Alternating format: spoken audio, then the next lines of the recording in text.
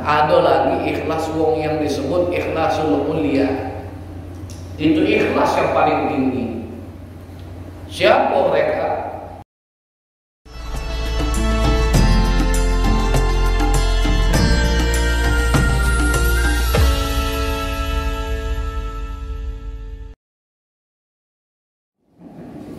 Bismillahirrahmanirrahim. Alhamdulillahirabbil alamin. Wassalatu wassalamu ala asyrafil anbiya'i wal mursalin sayyidina wa maulana Muhammadin wa ala alihi wa sahbihi ajma'in. Qala al-muallif rahimahullahu ta'ala wa adaman naf'an bi 'ulumihi fi darin amin. Qala Allah ta'ala fi kitabihil aziz wa subhanaka la ilaha illa anta innaka antal alimul hakim. Allahumma qah alaina hikmataka wa anshur alaina rahmataka ya dzal jalali wal ikram. Bismillah wa subhanallah walhamdulillah wa la ilaha illallah wallahu akbar wa la haula wa la quwwata illa billahil aliyyil azim. Adada kulli harfin kutiba wa yuktabu adadal aminin wa daharat dahirin. Rabbi shrah li sadri wa yassir li amri wa hlul 'uqdatam min lisani yafqahu qawli. Amma ba'd. Alhamdulillah, puji syukur kehadirat Allah Subhanahu wa taala. Pagi hari ini kembali kita ditakdirkan Allah dapat hadir di majelis zikir, majelis ilmu pengetahuan. Salawat dan salam selalu dan semoga tetap Allah limpahkan pada teladan kita Nabi Muhammad sallallahu alaihi wasallam, pada para keluarga, sahabat dan pengikutnya hingga akhir zaman. Melanjutkan pembahasan kita pada pagi hari ini kajian kitab Salarihul Fudhala pada halaman 65. Wa minha ayil wasayat tis'i al-ikhlasu wa huwa tasfiyatul amal minal ujbi bihi fa innal iltifata ilal amal wan nazara ilaihi ujbun wa huwa min jumlatil afat. Wa qila al ikhlas dawamul muraqabah wa nisyanul uzuz kulliha kaza zakarahul Ghazali. Di antaranya yakni termasuk 9 wasiat adalah ikhlas. Ikhlas adalah pemurnian amal dari ujub atau kebanggaan diri dengan amal-amal tersebut, karena menoleh kepada amal atau memperlihatkan dengan bangga dan memandang amalnya itu adalah ujub, dan hal itu tergolong sejumlah penyakit yang merusak hati. Dan dikatakan ikhlas adalah terus menerus, kontinuitas ya, kontinuitas, terus menerus melakukan pendekatan diri kepada Allah Subhanahu wa taala dan melupakan kemakmuran imbalan pahala dari Allah sebelumnya. Demikian penuturan Imam Al-Ghazali. Jadi sebenarnya ikhlas ini adalah sebuah makom yang khusus yang dicapai oleh orang-orang pilihan Allah Subhanahu wa taala. Bahkan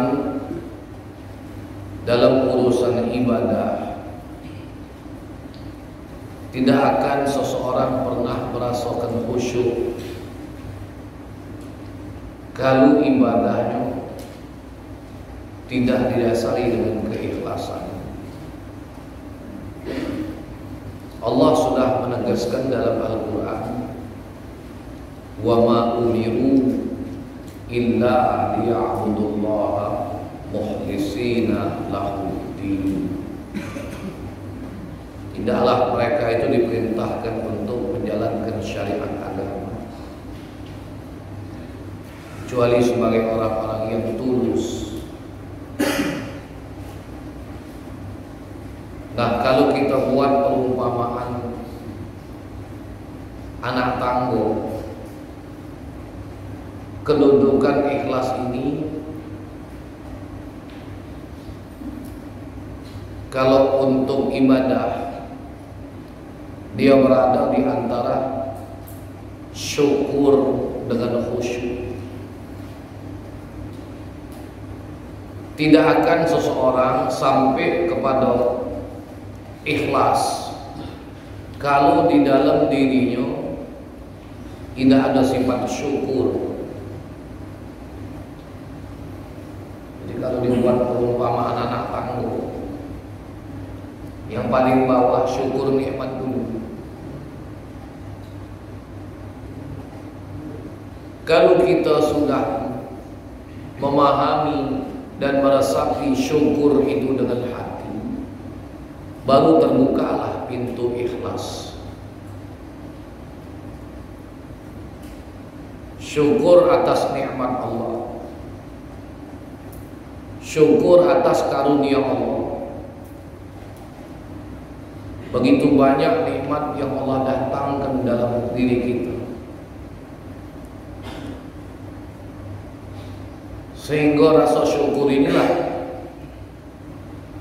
akan menjadi penggerak munculnya ikhlas di dalam diri kita.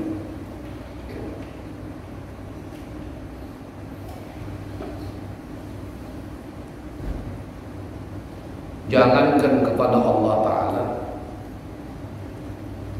kepada sesama manusia baik. Kalau kita banyak terima tolongan manusia, kalau kita banyak terima pemberian manusia, yang memberi, yang menolong kita, tidak pernah dia minta untuk kita kenal, tidak pernah dia minta untuk kita sembuh. Tapi jujur kita akui, sebenarnya nama wong itu sudah ada di dalam hati kita. Karena kita banyak merasa terima kebaikan. Nah, itu terhadap makhluk Allah.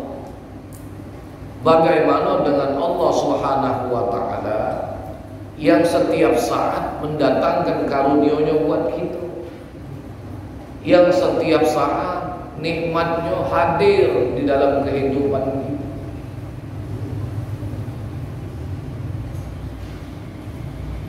Alangkah hinanya kedudukan kita kalau ternyata menghadirkan makhluknya di dalam hati kita, kita mampu, tapi menghadirkan zat yang menciptakan makhluknya, yang mendatangkan kebaikan, ternyata tidak mampu kita hadirkan dalam hati. Dari sinilah akan ada rasa syukur. Syukur inilah yang akan menjadi pembuka pintu ikhlas. Nah,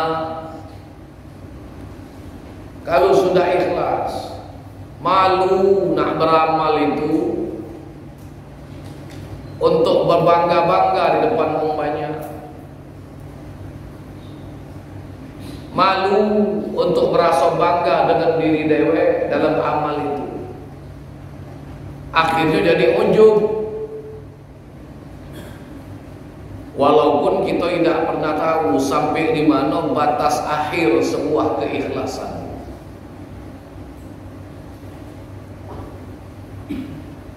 Ada Syekhul Islam Zakaria Al-Ansari, beliau membagi keikhlasan itu menjadi 3 tingkatan. Ada yang disebut ikhlasul ula, ada yang disebut ikhlasul wusta, ada yang disebut ikhlasul ulya.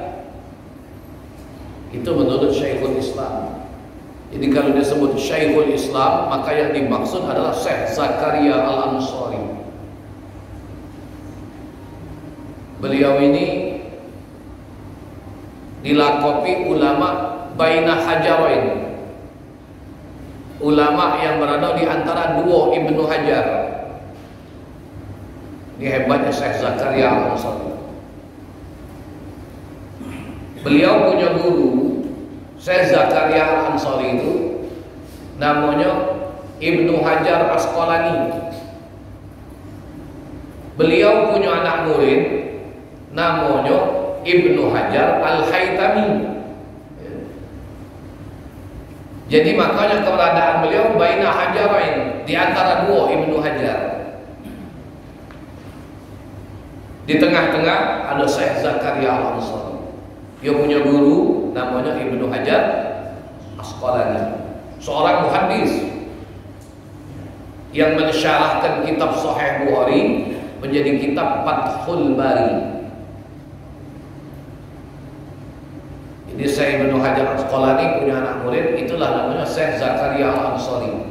Syekh Zakaria Al-Ansari ini punya anak murid juga namanya Ibnu Hajar Al-Haytami. Seorang ulama besar juga, seorang faqih. Yang kemudian beliau mensyarahkan kitab Hadis Arba'in Imam An-Nawawi menjadi kitab namanya Fathul Mubin Bisyarhil Arba'in An-Nawawi. Beliau juga mensyarahkan kitab Muqaddimatul Hadramiyah menjadi kitab Minhajul Qawim. Ini semua ulama-ulama kebilangan yang namanya sangat masyhur di kalangan ulama Asy-Syafi'iyah. Apa kata Syekh Zakaria Al-Ansari?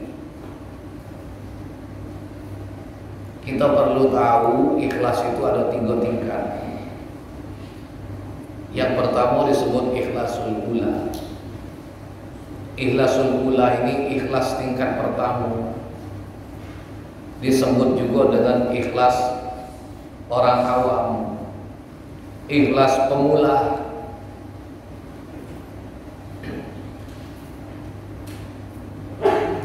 Ada ciri enggak Ustaz? Ada. Apa cirinya? Di dalam amalnya, di dalam ibadatnya, dia berharap ada 2 balasan. Ada balasan dunia, ada balasan akhirat. Jadi kalau ada orang beramal, kalau orang berbuat baik, dia berharap dari amalnya itu ada balasan dunia, ada balasan akhirat. Bukan berarti dia tidak ikhlas. Ikhlas juga, tapi ikhlas wong awam, ikhlas pemula. Barangkali inilah kita. Mungkin kita masuk dalam level ini. Mana contohnya Ustaz? Kita beramal, kita semayang. Habis semayang kita berdoa, ya Allah, berikan kami kemantapan iman, berikan kami istiqomah dalam ibadah, dan karuniai kami rezeki yang luas lagi halal.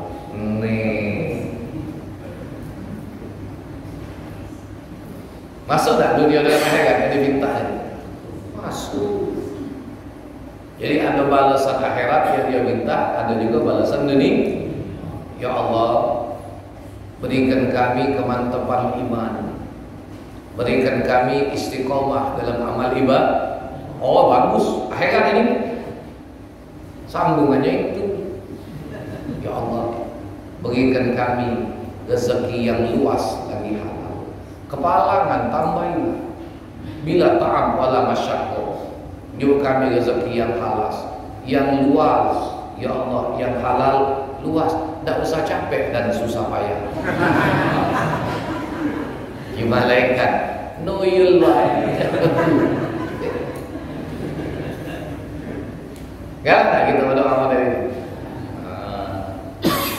Jadi kira-kira ikhlas kita ni di mana? Masuk tak ke sini? Ya anak tu nanya baik, kamu dari yang ngaku kan? Inilah ikhlas orang awam. Masih boleh pahala tak Ustaz? Insya Allah masih boleh. Ya, masih dah? Masih dah. Cuma dah ada bertahun-tahun nak model main itulah terus. Bulan Rejab, kalau diajak macam amalan bulan Rejab selalu tanya, apa faedahnya Ustaz? Ui, dah kata malu nian manusia ini. Kalau beramal selalu nak nanya apa faedahnya. Kapan bertanya selalu nanya apa pahalanya Ustaz? Malu dah kita dengan Allah. Kapan beramal selalu nak nanya faedah, selalu nak nanya pahala. Allah karuniai kita nikmat, tak hati Allah minta rego, minta bayar, tak hati. Cuma kalau orang pemula, orang awam boleh baik. Apa faedahnya Ustaz? Diampun ke segala dosa, mati masuk surga. Niat apa Ustaz? Beramalan dulu. Makin nanya niat apa? Inilah ikhlas orang awam. Singgonya beramal ini, yang penting yakin urusan balasan tak mungkin Allah bohong. Itu ya, pasti ada balasan dari Allah. Kadang-kadang tidak nunggu mati ikhlas, masih hidup lagi lah sudah diunjuk Allah balasan, tidak nunggu mati. Kalau mati sudah jelas, tulisannya sudah ada amal itu. Tak mungkin bahkan ada tulisan bakal disio-siokan oleh Allah. Nah, kadang-kadang masih hidup sudah diunjuk Allah Ta'ala balasannya. Pernah tak kita nolong orang, ngabul ke hajat orang, pagi tahu-tahu siang Allah ganti lebih dari 10 kali lipat. Pernah tak malam kita nolong orang, tahu-tahu besok pagi Allah ngejuk lebih berkali lipat dari apa yang kita keluarkan semalam. Pernah kan? Nah, ini contoh balasan, bukti. Kalau memang kita ikhlas, kita tulus, balasannya kadang-kadang tidak nunggu mati. Masih hidup ini sudah diunjuk oleh Allah Ta'ala. Ada uang Ustaz, pagi tadi datang, kesusahan dia, nak minjem duit, nak beli beras. Aku dah katik beras, akhirnya kunjuk lah Ustaz. Senang dia hatinya, nyuk duit, belilah beras. Tahu-tahu belum sampai azan zuhur, datang balasan Allah dengan kita, rupanya berpuluh kali lipat. Kalau memang terus dibalas oleh Allah.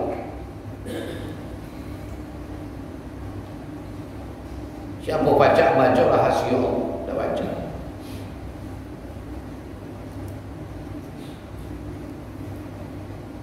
Kita sedekah sesuatu yang mungkin nilainya biasa-biasa, tapi tahu-tahu Allah membalas kita dengan sesuatu yang luar biasa, yang lebih dari apa yang kita keluarkan. Makanya ada cerita, dah sering cerita itu anak samping, antara seorang murid dengan guru, makmano seorang santri dengan kiainya. Dia kepengen dia nak sedekah dengan kiainya, nak nunjuk kiainya hadiah, tapi dia tidak mampu, buntu, tidak duit, gawe dia cuma berkebun, yang ditanamnya cuma ubi kayu. Ketika murid-murid kiai yang lain nunjuk sewet, nunjuk baju, beli ke kopca, sedih juga hatinya, kapanlah aku baca nunjuk kiai hadiah. Nah pagi itu dia panen ubi kayu, begitu dicampur, diantar ubi kayu tadi ke rumah Pak Kiai. Assalamualaikum Kiai. Waalaikumsalam. ngapo nang uji kiai aku lalamu yang kepengen nak tunjuk kiai hadiah, cuma aku belum kesampaian. Tapi pagi ini Pak Kiai aku panen ubi kayu, minta terima ke kiai tanda cinta, jangan dinilai regonya. Senyum kiai, alhamdulillah anakku kiai, kau masih terkenang dengan ya. Cuma kiai ini pantangan nerima bayar kau, kami tidak males. Nah, itu si murid tadi pamit nak balik, uji gurunya, uji kiai, jangan balik dikit kau ngaku. Aku dibui ada kambing siko, nah ambillah kau. Mudah-mudahan kambing itu manfaat untuk kamu. Subhanallah. Sedekah ubi kayu, tahu-tahu dibalas kiai kamu. Sepanjang jalan ditariknya lah kambing ini pakai tali, gayanya tersengeh-sengeh. Begitu di jalan bertemulah dengan kawannya. Dari mana kancau di kawan? Dari rumah kiai. Oh subhanallah. Aku genjuk kiai hadiah ubi kayu no. Aku balik genjuk kiai kambing. Nah muncullah otak bandit kawan kan. Uji kawannya kau genjuk kiai ubi kayu lagi boleh kambing. Memang itu kiai aku belikan kambing yang lebih besar. Siapa tahu balik aku genjuk kiai motor. Di bawah kenyola kiai kambing yang lebih besar. Kiai ini minta terima ke kiai. Aku nak tunjuk kiai kambing. Alhamdulillah di kiai jiwati kiai balik modal untuk dikit jadilah. Sedekah kambing kecil balas ada kambing besar. Kawan tadi lama mikir motor ini boleh.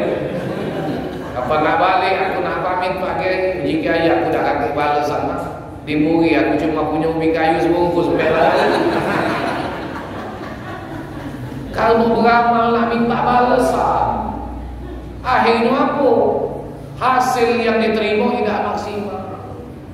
Itulah wong ikhlas. Kadang-kadang balasannya kalau memang dia ikhlas. Amal lah, urusan balasan insyaallah. Bacalah Allah ngaturnya. Ya. Jangan pula kita nak tentu kebalasannya mesti ini, mesti itu. Dan menurut kita balasannya ini itu sesuatu yang baik. Tapi di hadapan Allah belum tentu itu sesuatu yang baik. Menurut kita itu kagak baik, tapi uji Allah tidak baik. Tapi bisa jadi sesuatu yang menurut kita tidak baik, itulah yang baik balasannya dalam pandangan Allah. Dalam pandangan Allah. Inilah ikhlasnya orang awam. Ada ikhlas yang ikhlasnya wusta, level pertengahan. Ikhlas wusta ini dia beramal, dia berbuat baik, tapi dia tidak minta balasan dunia. Dia cuma berharap dengan Allah atau balasan akhirat. Dia beramal, berbuat baik, balasan itu dia tidak minta. Cuma harapan dia dari amal itu kalau boleh balasan akhirat. Inilah contohnya ikhlasnya para ulama-ulama yang mengarang kitab, nulis kitab-kitab yang kita baca ini. Ada tak ulama-ulama yang ngarangnya kira-kira dari ngopi dari hasil cetakan dari penerbit? Tak ada. Ikhlas niat dia nulis ke ilmunya di judul kitab. Tak hati. Arju bihi husulas sawab alayya yaumal ma'ad. Aku berharap dengan manfaat dan keberkahan ilmu yang kutulis ke dalam kitab ini, hasil pahala bagi aku pada hari kembali menghadap Allah. Begitu juga arju bihi an yanfa'a liqari'iha wa lisamiha wa limuallimiha wa litalibiha. Aku berharap dengan ilmu yang kutulis ke dalam kitab ini menjadi manfaat bagi siapa yang membacanya, bagi yang mendengar uraiannya, bagi muallimnya, bagi siapa yang menuntut ilmunya, supaya jadi keberkahan dunia akhirat. Nah, ikhlas inilah yang akhirnya menjadikan amal mereka tuh hidup terus. Hidupnya suatu amal itu ternyata karena keikhlasan. Itu amal. Allah kenikmatnya ya. Ulama-ulama yang ngarang kitab ini. Saham pahalanya udah putus-putus. Ngalir masuk di kubur ini. Kita tidak usah jauh-jauh. Selembar baik doa yang kita tulis itu, yang kita tunjukkan dengan murid-murid kita, dihafalkan, dibacanya, itu sudah jadi saham pahala. Terus ngalir masuk ke dalam kubur. Kalau kuburnya sudah banyak. Inilah saham yang tidak bakal habis. Investasi yang tidak pernah bakal investasi ilmu luar biasa. Terus mengalir Imam Ghazali, Imam Romli, Imam Ibnu Hajar, Syekhul Islam Zakaria Al-Ansari, Imam Rafi'i, sampai kepada Imam Syafi'i, Imam Al-Muzani. Semua merasakan saham dari ilmu yang mereka tulis dalam manfaatnya. Dak kate mereka berharap jadi wong terkenal, dan tapi keikhlasan inilah yang mengangkat derajat mereka. Angkat naik derajat karena ikhlas. Di jero kubur pahala tetap dah. Maka itu para ulama itu banyak saham pahala yang terus mereka terima mengalir dalam kubur. Kok banyak juga orang minta kubur ke para ulama, minta dikubur ke para kiai. Tak kubur ke para kiai. Ngaku kalau boleh berkat. Kamu bergalak, kiai ringam dengan kamu. Jika kiai, apa dulu lah kau nak kubur para aku.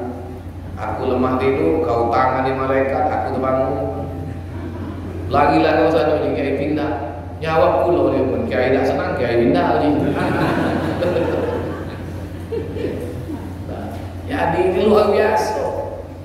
Itu ikhlas yang mereka lakukan. Karena apa yang dimintanya cuma balasan akhir.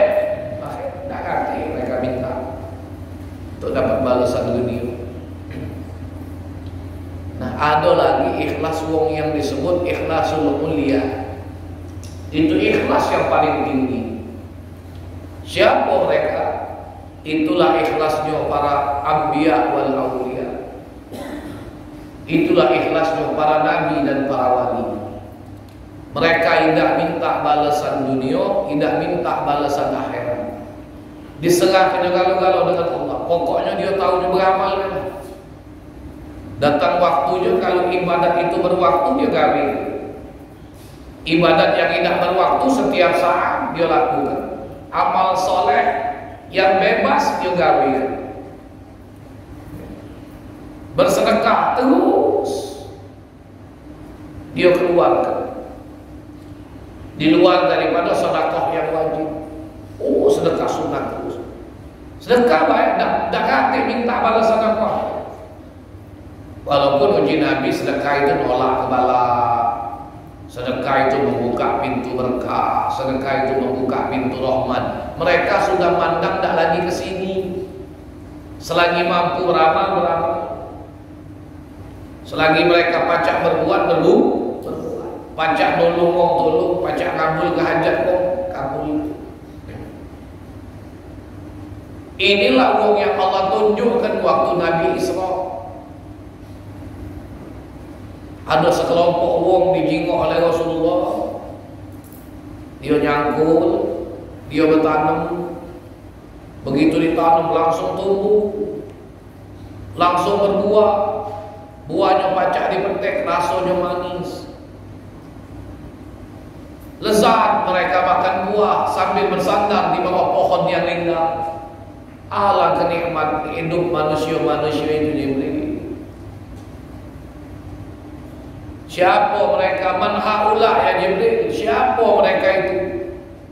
Mereka menikmati apa yang mereka tanam. Hari itu juga mereka menanam, hari itu langsung tumbuh, langsung berbuah, langsung dimakan dengan rasa yang lezat.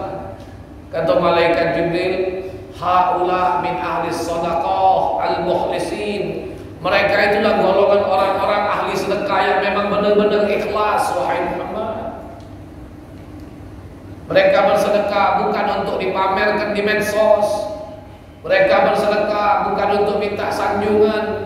Mereka bersedekah beramal bukan untuk pencitraan, untuk mendongkrak status sosial mereka. Tapi memang benar karena Allah Subhanahu wa taala. Biar bagaimanapun hadis Nabi, tangan kanan ngejuk, tangan kiri jangan tahu, tetap berlaku. Maham, walaupun mau sedekah di medsos ngomong ini untuk memotivasi, ini sekedar jalankan amanat dari wong yang nitip. Kaget kami takut dianggap kami berkhianat. Kita kalau titip lepas kelah, jangan banyak cerita. Tak usah pula nak minta laporan nyu. Ya. Aman kira-kira kita tidak yakin dengan wong kita titip, jangan titip ke sama dia, titip ke sama wong lain. Ikhlas. Kalau nak nyingok wong yang ikhlas, kalau kamu nak nyingok wong yang baik, jangan jengok dia di luar rumah, tapi jengoklah dia di dalam rumah. Kalau dengan anak bini, dengan keluarganya dia baik, di luar rumah dia baik, dia bersedekah, insya Allah ini memang orang yang benar-benar baik. Tapi kalau di luar rumah makin ilmuwan Bogor, tahu ilmuwan Bogor, biar tekor asal tersohor, kambur kedui, bagi-bagi duit, direkam dulu, upload di Facebook, kirim grup WA. Tapi giliran balik rumah dengan anak bini pelit, na'udzubillah. Ini pencitraan ini. Berarti ikhlasnya bermasalah ini. Ya. Bermasalah. Di luar rumah baik dia, bertemu kawan, diajak makan, diajak kopi, beli rokok, diajak ongkos balik. Giliran balik rumah, bini minta duit belanja ribut, anak minta duit jajan dikiki. No, berarti ini bermasalah. Ya, ikhlas ini tak dikatakan bahwa dia tuh baik. Tak masuk ini dalam rombongan yang dijingok oleh Nabi tadi. Tak masuk. Yang masuk model ini wong yang bersedekah sebelum diminta. Dia tahu ini pantas ditolong, tolong walaupun wong itu tidak minta. Dia tahu wong itu wong butuh, dibantunya walaupun wong itu tidak minta bantuan.